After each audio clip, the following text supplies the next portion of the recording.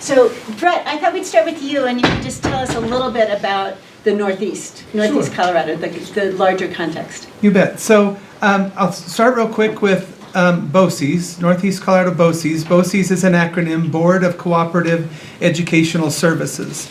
So we're a cooperative of 12 school districts who are all membership by choice. And we cooperate in order to deliver services more efficiently. And in some ways, we provide the central office services that a large school district like Boulder Valley would expect from their central office. We take care of their federal programs application, Title I, Title II, all those kind of things. We offer professional development. We are the administrative unit for special education services, gifted and talented education. Out of my 50 employees, about 40 of them are all itinerant staff that spend their time out in the district. I see them in my office 4 days a year. They're the school nurses and psychologists, social workers, audiologists, and for all those other services. So we have 12 school districts that are members. Our smallest school districts, Lone Star being one of them, about 120 kids, K-12, all the way through. The Revere School District is also about 120 kids, K-12. And then our largest school district is Yuma, about 800 students, K-12. And all of our school districts we're kind of the east of Sterling to the border. All of our communities are ag-based economies, even though the majority of the people who live in town don't do production agriculture. Very few are farmers anymore. But every other job in our community exists because of production agriculture. And we have amazing schools, and we have high graduation rates. We have a large amount of innovation going on all the time. One, because I think it's just part of who you are in an ag-inspired community. You're innovators. They have been always. And then the other part of it is you innovate to survive. You innovate to provide interesting things for your kids, because it's not just set up that way where they can walk down the hall to the science department and have 6 different science teachers in the department delivering lots of other courses. We have to be innovative. And so, a good start? That's perfect. All right. So I'm going to ask each of the other panelists just to say a little bit about your school or your district. Just anything, again, say your name just so we can keep hearing your names, and just anything you want to tell us about your district that stands out. So I'll speak towards Otis because that's the project. Otis is about 220 students total, pre-K 12, small rural, also ag-based. And there's just one principal, one teacher per grade, very small class sizes. Oftentimes there's I think our average was 18.3 per class, and some very dedicated folks to some very high expectations that they have for themselves and their students. I can also say a lot of our kiddos from Northeast Colorado are probably here in college. I know of quite a few I can think of off the top of my head. So. Thank you. Rob? So once again, I'm Rob Sanders. I have been an elementary principal for 7 years, a high school principal for 6 years, and now I'm in my 10th year as superintendent of schools out in the Buffalo School District. Now, I know, I can see the look on you, he's not that old. No, I am. Really, I am. But my district is kind of an interesting one. We're 15 miles from Sterling, so a lot of our stuff, we have a large amount of students from outside of our district boundaries, where 45% of our students come from Sterling, Brush, and Prairie area. We're kind of a school of choice out in the area where people have to apply to get in if you don't live in the district, so there's about a waiting list of about 50 families with about 80 kids. So we're consistently sitting between 295 and 315.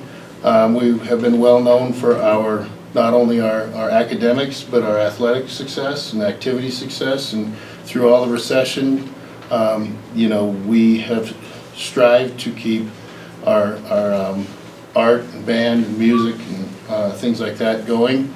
which we successfully have. And one of the things I'm extremely proud of is in the fact that 10 years we've had less than 5% turnover rate with our staff. That's great. Thank you. So, does one of you want to go next?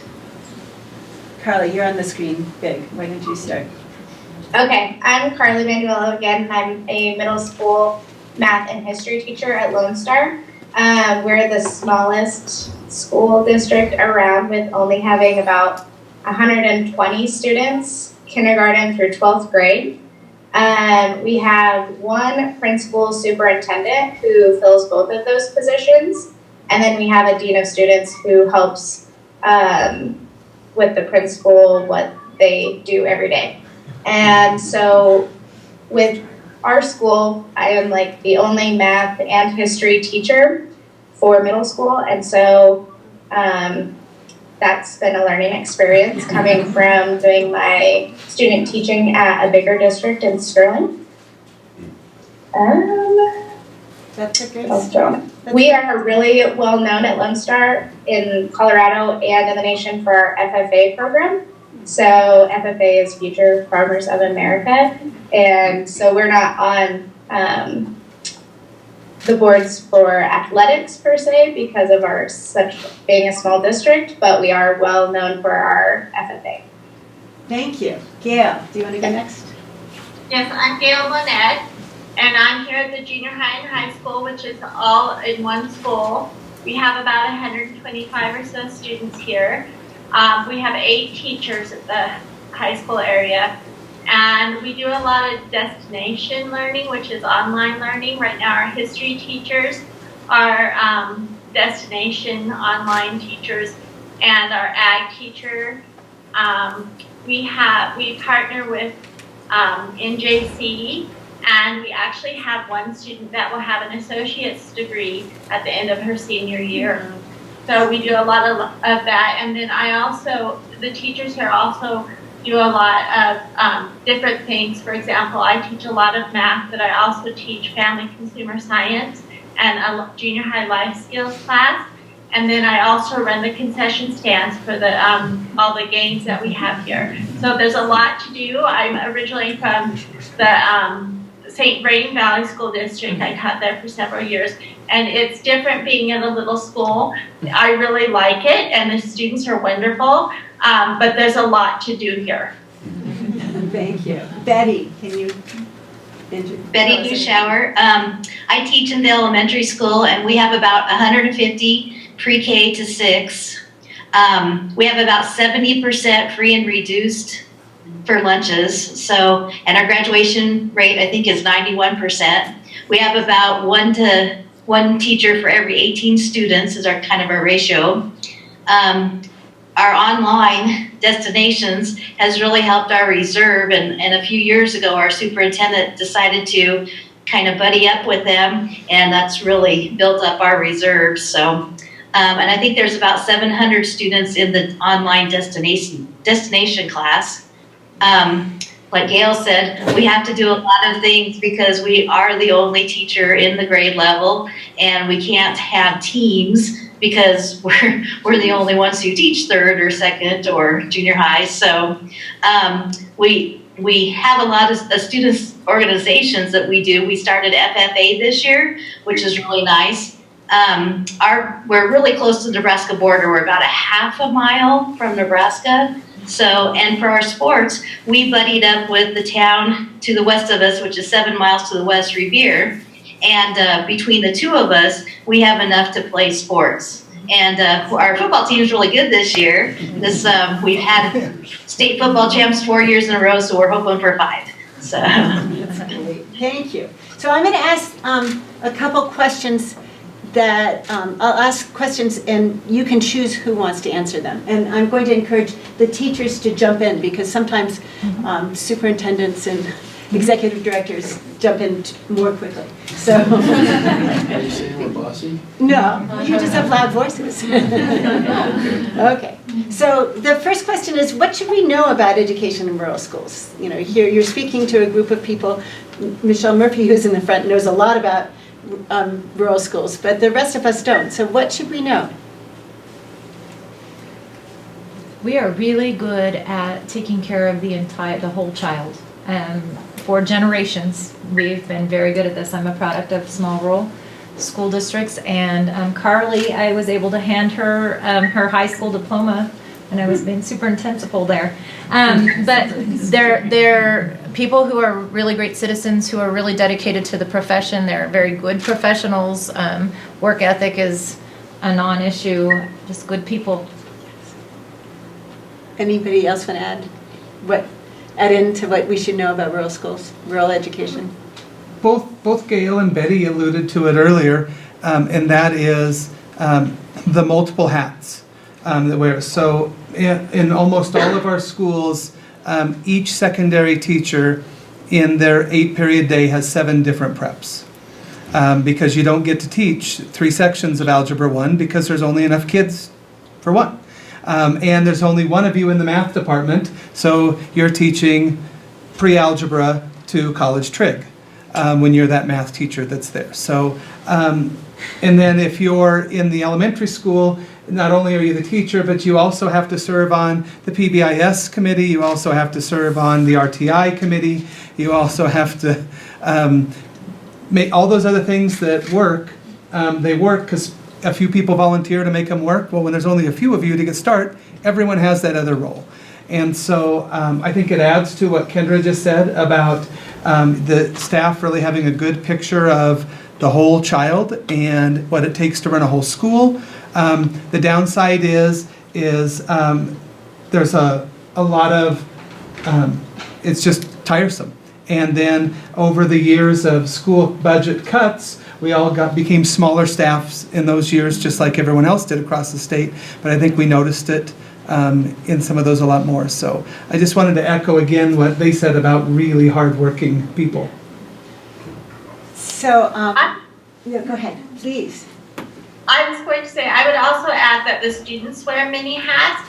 A lot of students play sports, and then they're in FFA and FBLA. They may be in band and choir. And so there's a lot of things for students to get involved in. Thank you. And we'll typically see in our schools 90% of the students in a secondary building will be involved in an extracurricular activity.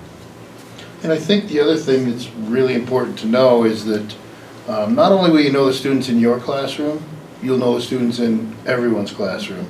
And you'll know their parents. And you'll probably know their cousins. And it's a really close-knit family, if you will.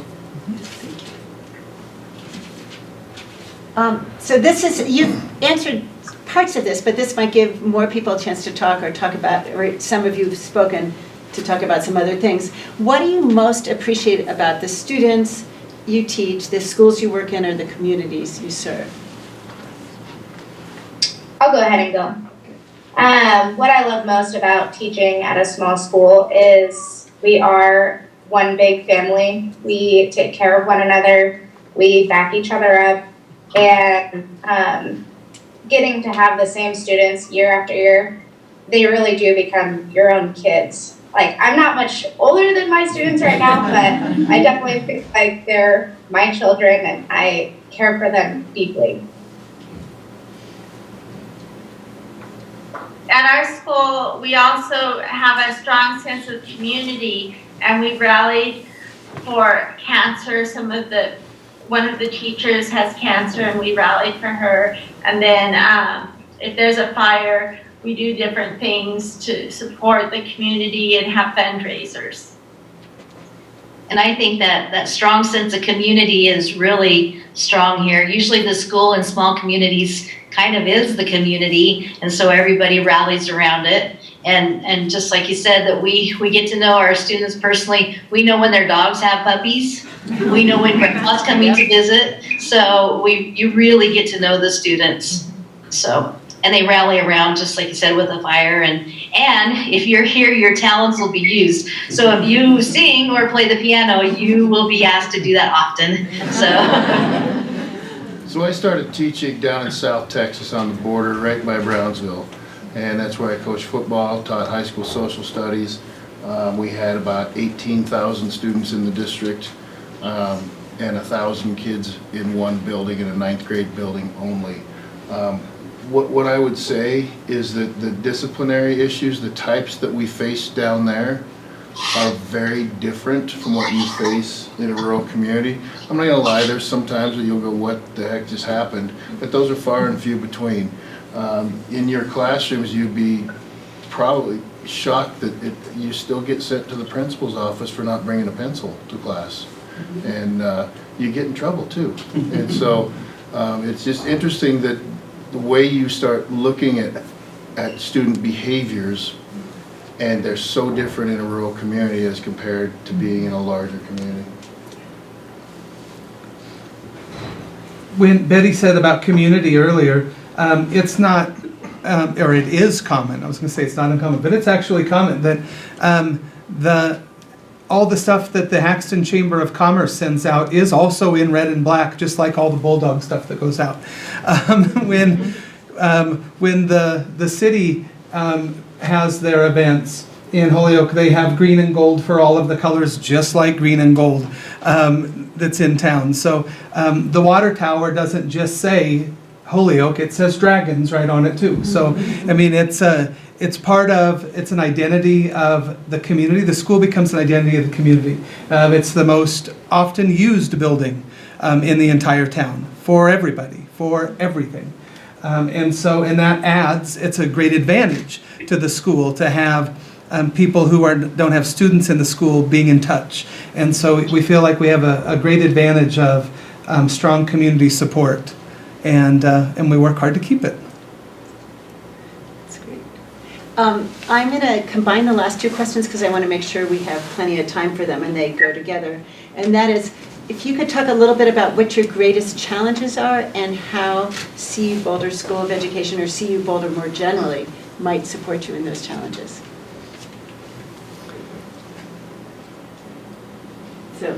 Well, one is opportunities to partner. When you're small and you don't have the capacity to start up everything you're interested in, the strategy that we lean on is, well, I can get this teacher connected with somebody else. I can get this group of students connected with somebody else. We can, so I think what comes to mind and what has been wonderful over our last couple years especially has been just the opportunity to partner. All it takes is one side or the other to spark an idea, and then you need a broker in the middle to make the initial introduction, and then people get off and running. Like the air quality group, to get Lone Star connected with that, all it took was a little relationship here, and then one Zoom call to get them connected, and then they're off and running. And so opportunities to partner, we want as many diverse experiences as we can for students, and we just don't always have all the people to throw at those diverse opportunities. So my biggest challenge is, the challenge and what CU Boulder can do for us are two different things. The biggest challenge that we have out in our neck of the woods is inequity. And it comes down to funding, and it comes down to, while we may get $11,000, $12,000 per pupil, and Denver only gets $6,000 or $7,000. It's about economies of size and scales of economy. And my entire budget's $3 million. And when I come into the Front Range and I see junior high schools being built with all-weather tracks, and they don't even have programs, and we go out to our communities and we're still running on the highways and still have, because we can't afford to put in a track, or we can't afford to pay what other people might get in other areas. And not only that, trying to convince our conservative communities to pass a tax in order to support their statewide initiative is very difficult. I will say it's not as difficult with a local tax, but what I do love about our communities and our people is that, don't ask them to pass a tax, but do something and ask them for some additional funding, and they will be more than happy. As a matter of fact, I've averaged over $70,000 a night on one fundraiser we do in one night. So very, very generous, very giving people. But as far as CU has already helped us out in a great deal with our student-centered accountability program that we started 5 years ago. And Elena coming out and several people coming out and looking at our walkthroughs and helping us quantify the unquantifiable, and really getting some traction. And as long as we can continue to get that kind of support to validate, I think sometimes people think that we're country bumpkins out in I did just kill a rattlesnake on the playground 2 weeks ago, so, and there was a snake in my office, but that happens.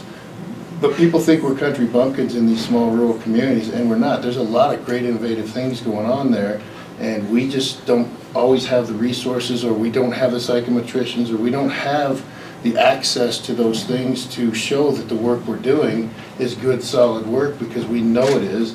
And then when CU Boulder comes in and says, we also partner with CU Denver and another project, but with CU coming in and helping us quantify some of that stuff has been extremely helpful. So I would love to see that continue.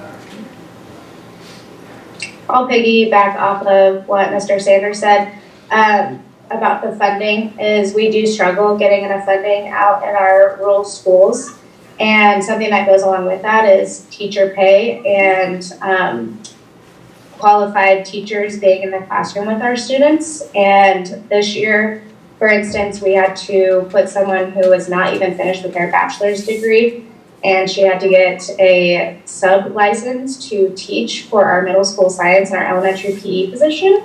And so she's wonderful, and she's going to be a teacher in her bachelor's program, but it just shows you what we have to do in order to get teachers out in the rural communities and get teachers who are trained and have gone through teacher education programs. What CU Boulder has done with pairing with BOCES is they're providing a master's program to educate some of the teachers out in the rural areas. And I had the privilege of joining the master's program this year. And I'm in my third class right now, and I am already learning so much more, and I feel like I can reach my students better than I could have without this program. And so I'm very grateful and thankful for the partnership that CU has done with BOCES. I think we have time for maybe one question. Does somebody have a burning question? Great. Leslie. So I'm just wondering, obviously there's a teacher shortage in the rural areas, and quite a few of you were from rural areas. One from St. Vrain, which is more suburban. I'm just wondering, do you feel like it's best to have teachers from rural areas teach in the rural areas, or does it matter? I think a mix is wonderful, because everybody can bring in experiences. And we are naturally, in rural areas, we are collaborative. We've been raised that way, and so we collaborate well and easily with others. I love that the current staff that I get to work with is a mix. And so some have experiences from California and Nebraska that come into our school, but then there's they're almost like the grounding educators in our building that know how we go about business, and they hold us accountable to the high expectations. So I think a mix is fabulous. I am still a fan of traditionally trained teachers. I'm a fan of a residency model, though, where we get to see the whole year. We have been very innovative in Northeast Colorado, as other rural districts in the state, with alternative licensure and those kinds of things like Karlee was just talking about, but that's not the very best way to put a professional in a profession. So I really do, when I'm hiring, look for those who might have that background. That doesn't mean I wouldn't hire somebody fabulous. It usually is the person, and we can raise our own like crazy. She's an example of that. We're really good at that, so a mix. I would say that I want to put the best person in front of a classroom of kids that I can find, whether it's for a year, whether it's for 5 years, even if it's just 1 year. I want the best. I don't care if they're from Denver. I don't care if they're from Colorado Springs or Haxton. I just want the best person. And typically, what I found in my 5 years of working in schools now has been that a lot of times we'll get somebody from the Front Range, and they'll come out and they'll end up saying they're only going to be there for a year, and 23 years later, here they are, married to the local farmer and making a happy life out in a great little community. I think providing our teachers with access to high-quality programs is also much needed. So please join me in thanking all of you and all of you.